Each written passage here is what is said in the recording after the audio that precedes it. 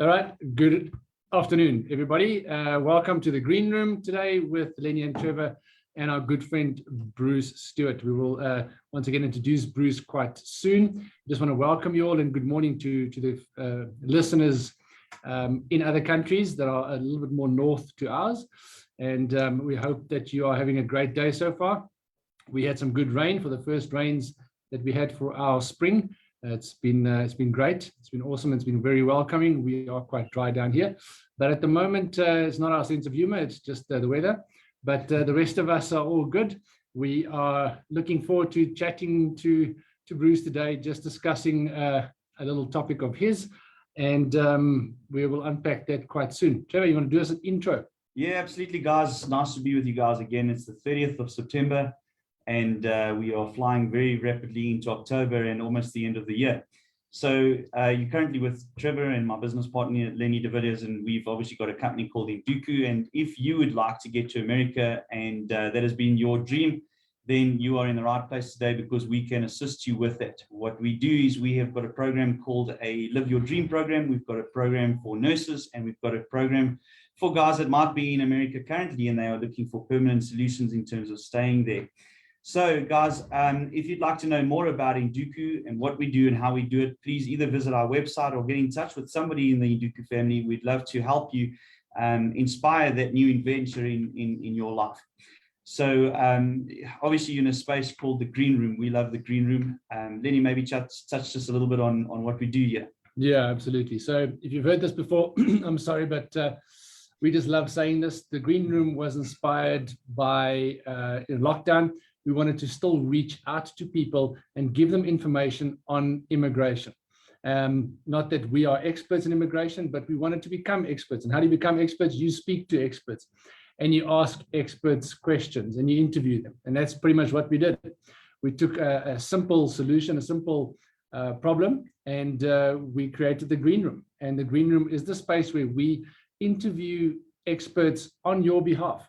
So all you have to do is literally go to our YouTube channel, go listen to one of our 60 odd Green Room webinars, and you will get some information on immigration on various topics.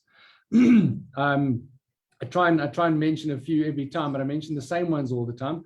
But please go have a look at the topics. There are plenty and they will help you. I normally at the moment explain this Green Room as the X, Y, and Z. It's like when you get to America and you're going, sure, I wish I knew this and this and this before I immigrated, or X, Y, and Z. So this is also an X, Y, and Z. It gives you all the information you need to immigrate successfully. And this is what Induku inspires to do for you. We're inspiring new adventures, but we also want to inspire you to immigrate successfully. All right, Trevor, you want to do us an intro with Yes, Bruce? Absolutely. Good morning, Bruce. I see you having your coffee. It's nice and bright and early there in the US of A. Yep. It's lovely to have you with us again today, Bruce. And Bruce is a man that's got so much knowledge behind immigration and so many things. And we partner with Pathway USA in a number of different aspects in terms of getting people to the United States of America successfully. But today we are super excited. Bruce has written a book, and Bruce, today we're going to really just dive into this little new chapter that you've got there from Pathway USA, and it's called Scars and Stripes: A Journey Through the Immigration System. So Bruce, thank you and welcome with us. You're very familiar in this space. You've been with us on a couple of times, but today we're excited to chat to you through this book that you've written, and perhaps we start off by asking you the inspiration behind this. How did we get to doing this book? Well, it actually started, hi guys, it started 20 years ago when we set out to pursue our dream of moving to the United States. And we had our rose-colored glasses on, and we had spoken to a couple of attorneys and we'd listened to what they told us. We didn't know what questions to ask, but we set out on this dream of moving to the US. And we left behind a fairly large circle of family and friends. And they said to us, well, write us something every week. Tell us what you've experienced on this new adventure of yours. And it really started off, and I think we called it something like the US Diary. And we recorded our events, the ups and the downs and the frustrations and the excitement. we recorded this on a day-to-day basis as we pursued this great American dream. Well, that lasted for about 6 months, and then the wheels started falling off. And I think we really only came up with the title Scars and Stripes towards the very end of the process, but it went through, US Diary, and then it went through American Dream, and it went through Shattered Dreams, and it had these various titles as we were on this roller coaster of going up and down. So what's unusual about the book is it's actually written in real time, because when we decided that there was a story to be told here, we dug out all of these diaries, because one could never remember the details on a day-to-day basis as we go through it. But one of the things that I learned was that when we came here, we trusted the attorneys. And I'm not saying that the attorneys were dishonest. It's just that sometimes they didn't tell us things that we needed to know. And I realized that I actually needed to become as proficient in the immigration system as the attorneys asked. At least I could have an informed discussion. So we started off with the L1 intra-company transfer visa. And as I started studying that, I realized that there were minefields within that visa that we didn't know about until we stepped on them, and then it was a little bit too late. And finally, we had to close down everything and self-deport, and we moved to Ireland for a period of 4 months. And we couldn't come back on an L1, because once your L1 expires, you've got to stay out of the country for at least a full year. And to stay in Ireland for a full year just didn't sound like a feasible proposition, with no job, no home, no income. And so we started looking at the H-1B and realized that that's also got its challenges and its pitfalls. So we failed on that score. And then we started looking at the O visa, which I didn't think that we could get, but my nephew said, you've got to take a stab at this one. So we did some hard work on the O visa and eventually came back on the O visa. Our time in Ireland was interesting. We got the O visa and we went in to go and get this thing stamped in our passport, and our passports were then removed by what we subsequently found out looked like a rogue agent operating in the US Embassy in Dublin. And there was a big scandal that broke about Irish passports that were sort of nicked by the embassy and forged and given to Caesarea, which is the hit squad for the Mossad. So there was an interesting little sideline to our immigration that we had. So the book is really in 3 parts. There was one which was sort of the American dream, and then the storm hit us in about 2006. And that portion ends where we go to Ireland. And then we had the reconstruction of what we had to do to start rebuilding our lives once we came back from Ireland.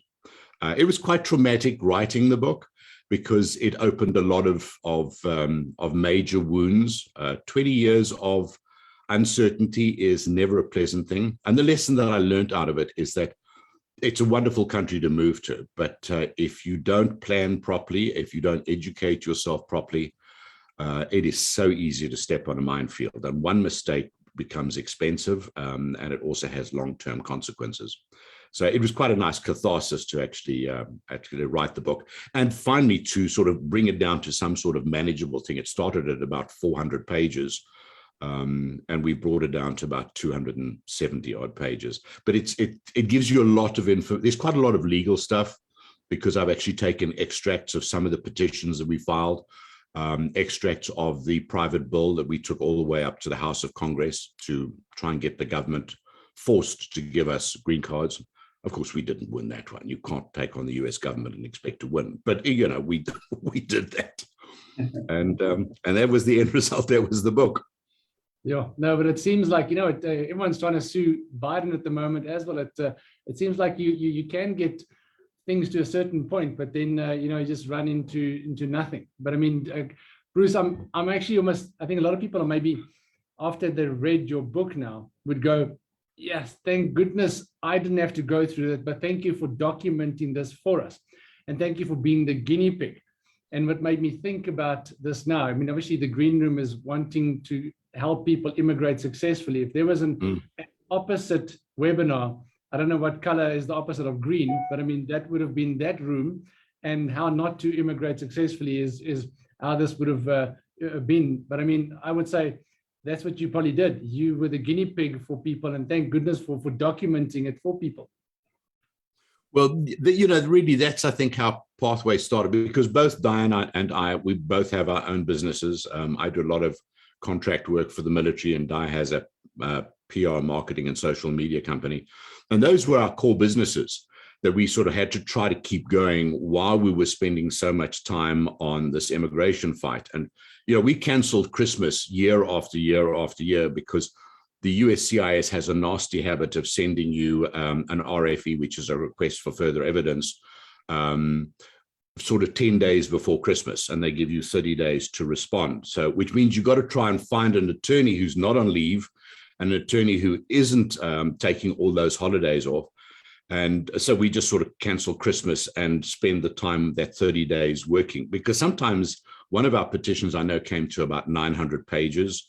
And we put that together in 30 days. So we canceled Christmas after Christmas. And I think probably what gave us the big boost was we are probably the antithesis of what people perceive immigrants to be. So many people in this country sort of think that an immigrant is somebody who has possibly a brown skin, who's uneducated, who doesn't have English as a primary language, who has no legal background. And so we were sort of we became the poster child for what an immigrant doesn't look like. And we were covered by Time Magazine, Fox News, CNN. We were on radios. They made a short, brief documentary movie about us. And so we had this massive following, because not only was the US Diary sent to all of our friends and family, but they sent that on to their friends and family, who then asked to be put on the mailing list. So ultimately, the mailing list was a few thousand strong for the diary. And so when we stopped writing the diary, because we were now embroiled in this legal fight, we started getting emails coming in saying, when's the next diary coming out? So we sort of kept that thing going.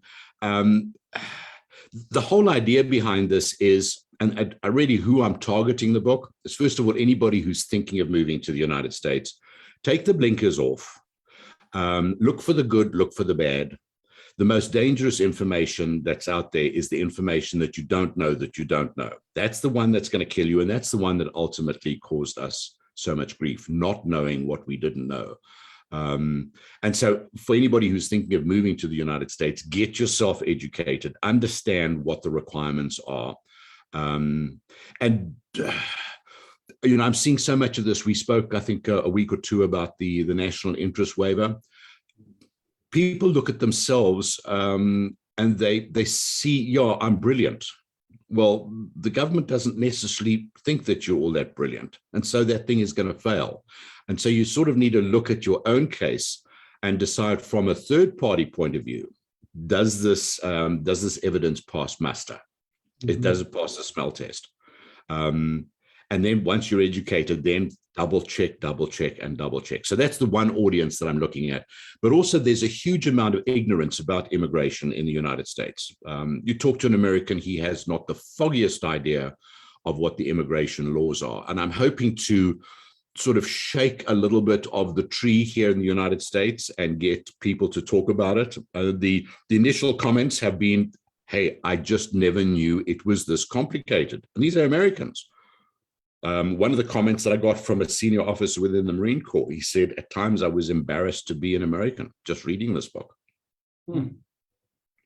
Sure, that's interesting. Bruce, so like you say, you're saying that the people that you wrote this book for specifically are people looking to immigrate to America, but also those that just want to educate themselves around the system. Can I ask you, in your opinion, what are you leaving people with that would want to read that book? Is it just education around the system, or a pathway to the States in some aspects? No, I haven't tried to identify. I haven't gone into too much detail on all of the different visas. I think it's far too complicated for a book, especially if you come from a zero background in terms of the immigration. Yes, I do talk quite a lot about the L visa, the H visa, and the O visa, because those are the ones that we actually went through. it's really a story that don't come here thinking that America is waiting for you. America tends to quite often welcome immigrants, but it is not going to sit around waiting for you. So you've got to make your own way here. And I always tell people it's probably one of the most difficult things that you will do, one of the most emotionally heartrending things that you're going to do. Because first of all, you leave everything behind that you love and that you're secure with. And you move to another country where nobody knows you, you don't have a credit score, nobody's sitting around waiting for you. If you want help, yes, ask for help, because Americans are very, very generous that if you ask for help, they will give it to you, but they're not going to try and encroach in your life. So the story is really, it's got its good points, it's got its bad points, it's got the ups, the wonderful things that we experience in this country. Still today, there are things that amaze us every single day. In hindsight, should I have done this trip? Absolutely, but I should have done it a lot earlier. I did this trip at the age of 50, and to move from the top of a ladder in South Africa and to get onto the bottom of the ladder in the United States, that was frustrating. You go to the bank and you ask for finance, and they frankly don't give a hoot as to who you are. They want to have a look at your credit score. Whereas in South Africa, you go down to your bank and you ask him for a credit line. Yes, certainly, sir. So that is quite a culture shock that you go through. And I think it's essential that the whole family needs to be behind the move. Certainly husband and wife. Absolutely, they've got to be on the same page on this one, because we had some serious setbacks, but every family goes through setbacks. And I think if one spouse is not really keen on making the move, the moment you have a setback, you're going to turn around to somebody and say, it was your bloody fault that we came to this damn country. And that's where the wrong. And so we have seen so many families just pack up and leave. But I've tried to keep the book, there is some law in it. And interesting stuff. There's an example of the private bill that we actually drafted and took up to Congress, and actually managed to get into the House Judiciary Committee. There's a portion in the book of how bills actually move through the judiciary and move through Congress until they go to the president for signature. But then at the time, there are anecdotal things, that the funny things that happen to us on this journey. Diane cringes every time she realizes that somebody's reading the book, because some of the stuff is quite personal. The kids haven't read the book yet. I think that they started. My daughter was 10 when we came here. My son was 5 or 6. They haven't read the book. It's still too raw for them as well. In fact, when Diane was doing one of the proofings, she was in tears most of the time, especially in the latter portion where it got very rough for us. So it's a book that sort of is for everybody who's thinking about immigrating or even interested in the whole immigration process. So Bruce, obviously you guys are now citizens. You guys got your citizenship a couple of months ago. You guys were able to vote last year, and now looking back at the journey, now you guys have the book and you guys have all the notes. I mean, you guys were persistent. You guys knew what you wanted. You guys tasted what America was like. It's not all bad. I mean, I know you said there's some humorous bits that you guys have put into the book as well. So it is really a journey that will actually put people maybe closer to you guys as well, in knowing there's a other side of immigration, and you guys might be the only people that have actually documented these things. But I mean, I think this will also bring people closer to you guys. As you said, it allows people to go into your personal space. Very much so. As I touched on earlier, we both have our own business lives, and it was simply because our case became so well known that we started getting phone calls from and emails from people primarily in South Africa, but also from all over the world, saying, can you give us some form of guidance? How do we start the whole process? How do we know what attorneys to go and see? How many visas are there? What is the difference between an immigrant visa and a non-immigrant visa? What is an I-140 change of status petition? They didn't know about this. So we spent a lot of time guiding people, educating people around this, and it sort of took on a life of its own. And so we had to formalize this, and that's where Pathways started pretty close to, I don't know, 8, 9, 10 years ago. And that was an educational thing. So we're not immigration attorneys, and we don't provide immigration advice or assist in filing documents. Our job is to educate you about every facet of the immigration process, and really starts with educating you about the different visas, what their qualifying requirements are, what the pros and cons are, and pointing you in the right direction. And very often the direction we point people in is directly at you guys, because you have an excellent recipe for getting people into the United States. It doesn't cater for everybody. You know, there are certain people that simply are not viable clients for Induku, but certainly Induku is one of the options that we always discuss with clients in terms of, if they have children. If they've got children who are in the teens, they can't go for a non-immigrant visa because the kids are going to age out and they're going to go through what we went through. My children are still not US citizens. In fact, my daughter aged out at the age of 21, so she lost her derivative status. And she stayed in the country for a few more years because she was still a student doing her bachelor's and then her master's degree. And finally, we put her on a plane and we deported her and sent her out of the country. It was a self-deportation. The government wasn't involved, but that was not an easy trip to put your daughter on a one-way ticket to the UK and send her out of the country. That has been resolved, but it was 2 years of some very expensive legal work to get her back into the country. But she still doesn't have, she's a permanent resident, but she does not have citizenship, and neither does my son. So he's been here for 20 years now and still doesn't have citizenship. They're getting there. We were just the first two. So out of the four of us, we have 50% success rate so far. So the idea behind Pathway and the book is really to make certain that nobody else has to go through what we went through. Yeah, absolutely, Bruce. I think what we've always loved about also, referring some people to you to have discussions around is that you and Diane have not just got the theory element behind it, but you've also gone through the practical side of each and everything that you're going through. And more so than that, it wasn't just an easy route. It wasn't an easy path. So you guys have, through this life experience of yours, through the channels that you've gone through, you can talk to people about exactly what not to do, like Lenny said, and how to do things the right way. The other thing is, you guys come from South Africa, so you understand what happens in South Africa. You guys are often here, you've got friends and family here. And I think that, people from South Africa also want to talk to someone that understands what they're going through and why they are wanting to perhaps look at something different. You know what I'm saying? And again, inspire new adventures around those places. So, I think what is important message for everybody out there that's listening to the Green Room today is that if you need to, Bruce is going to tell us now how you can acquire the book. But secondly, we want to encourage you that if you're in a space of going, I want to know more about how I can get to the USA, you need to chat to Bruce and Diane at Pathway USA, because they can really just talk to you about the different elements and what needs to happen for each one of the visas, and give you insight as to what your options are. Our place in the space is to obviously guide you if the choice is to go under an EB3, that's where we can help you. But obviously Bruce and Diane do the other side of it.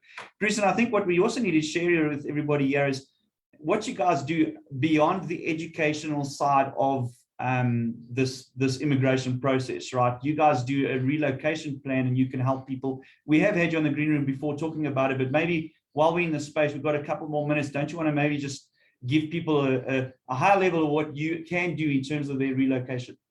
Yeah, thank you. There are two aspects to relocation. One is, can you get into the United States? And that's the visa component that you've got to really look at. The other one is what happens when you get here. And probably that was some of the most frustrating aspects to the move that we made, is that we didn't have a credit score. So when you get to the US without a credit score, nobody's going to give you a line of credit. So you can't get a mortgage, you can't get a credit card, you can't get auto finance, you can't get a cell phone, you can't get health insurance. Renting is very, very difficult as well. They require a massive deposit when you want to rent something, because your credit score it's a measure of your fiscal and moral responsibility. So a high credit score means that you're a good bet, and a bad credit score means you're a bad bet. And that is very, very frustrating because everything in the United States is all about credit. Nobody pays cash for anything, but we had to pay cash for everything because nobody would extend us these lines of credit. And to build a credit score, you've got to have debt, but you can't get debt unless you've got a good credit score. So you end up chasing your tail, and that becomes very frustrating. And so I went down to the local bank manager, and we have some what we refer to as boutique banks. They're tiny; they might have only 1 or 2 branches, but you get to know the bank people very well. And I got to know the president of the bank, and I said, listen, this is frustrating. I've been here for 6 months already, and I can't get a credit card. I can't get a store card. I can't get anything. I'm having to pay cash for everything. I want a credit card. And he said, well, you haven't got a credit score. So I said, yeah, well, that's the problem that I want you to fix. So he said, all right, I'll give you a $300 limit on a credit card. But I'm going to take $300 out of your account, and I'm going to hold that as collateral just in case you're a bad person and you misuse your credit card. So I thought, okay, cool. I got $300 on the credit card. Well, I used that because you go shopping or you do something and you use all $300. Well, what he didn't tell me is that on a credit card, you never use more than 30% of your limit, because that shows fiscal irresponsibility. Your credit utilization is too high. So once we learned that little thing, we then realized that even though it's a $300 card, you can never use more than $100, and then you must pay it off. Well, that's an extremely frustrating way of living, because you run down to the bank every second or third day having to pay off your credit card. And so we realized that there are so many of these things that you need to know about before you get here.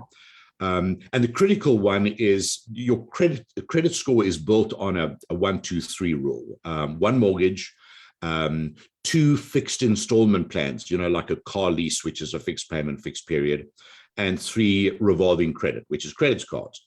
But you can't get any of those unless you've got a credit score. And this is where the problem was. So what we did is we set up a system, the Foreign National Property Investor Program, whereby we assist you to open up a bank account in the United States. And previously, you'd have to be here personally. Now I can do this through a commercial bank in New York, and get the account open. And then we assist you in buying a piece of property in the United States. And then we can actually get you a US mortgage. Well, we can get you that US mortgage because you still have your South African credit intact, and we'll refer to that. And once we've got the US mortgage and you put down a 3rd deposit on the house, we then put a tenant in the house, and the tenant pays off your mortgage every month. Well, while you're sitting waiting for Nduku to get you your green card, you have this mortgage which is ticking over. Every month it's got a rental check going into it, and every month it's got a mortgage payment going out of it. And it's building up a history. The day you arrive in this country and you get a social security number, we just link that number to that mortgage, and that 2-year mortgage history becomes yours retroactively, and your credit score jumps from 0 up to the high 600s, which is classified as good. And that happens literally within a couple of months of you arriving here. So if you don't do that, it's going to take you probably 2 years before you'll get any line of credit. With that one, we can actually start the process 2 years before you get here. So these are the sort of things that we found out as we went through the world of hard knocks. And this is really what Pathway does. This is, the visa side is really something that we had to cover on the educational side to get you into the country. Pathway's forte is what happens when you arrive here. How do we get you to prepare for that, to put everything in place well before you get to this country, understand the educational system, understand the healthcare system, understand the insurance system, looking at neighborhoods, looking at school zones, where to go and live, how to find good public schools as opposed to paying a fortune for private schools. And that process really starts now, the moment you decide that you want to move to the US. And in some instances, it carries on for a month or 2 after people have got to the US. For example, you've got small kids. You wake up at 2 o'clock in the morning and your 3-year-old has got a raging temperature. Well, what do? You phone Pathway, and we'll tell you where the nearest emergency room is, where the urgent care centers are, where you can see a doctor late at night, where you can get a prescription filled late at night. So it's these little things that we take for granted. Somebody described us, we're the Google for immigrants. If you have any problem, just phone us and we'll have a solution for you, or at least we'll know how to figure out a solution. So they're really the highlight of what we do. That is awesome, Bruce. I mean, it just sounds that you guys are a wealth of knowledge, but you guys are willing to share that, which is evident that you guys have got the heart to help people. And this is pretty much what it is. It comes down to, helping people successfully. And it's an old saying that you are the beggars trying to show the other beggars where to get food, just to help people successfully immigrate. So I think, Bruce, we have gotten to the time where we have run out of time, but I mean, we want to tell people where they can buy Scars and Stripes. Well, we brought it out in hard copy version, and we brought it down as a Kindle ebook. When I started looking at, because a lot of people have asked for the hard copy version, and when I started looking at shipping costs, unfortunately, the book is fairly sizable, so it comes in at over £1. So shipping costs are based on a £2 weight, and when I looked at those shipping costs, they are fairly staggering. Very often, the shipping, even with regular postage, is sometimes equal to the price of the book. When I looked at using somebody like, well, I don't want to mention their names, but one of the courier companies, they said, well, the book's a $20 book, but the shipping is $217. Well, nobody's going to buy the book at that sort of price.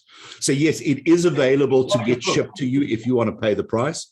But however, it is available on Kindle. And as you probably know, you can use Kindle on either the Kindle devices, or if you've got a PC or a Mac or an iPad, you can download the Kindle app.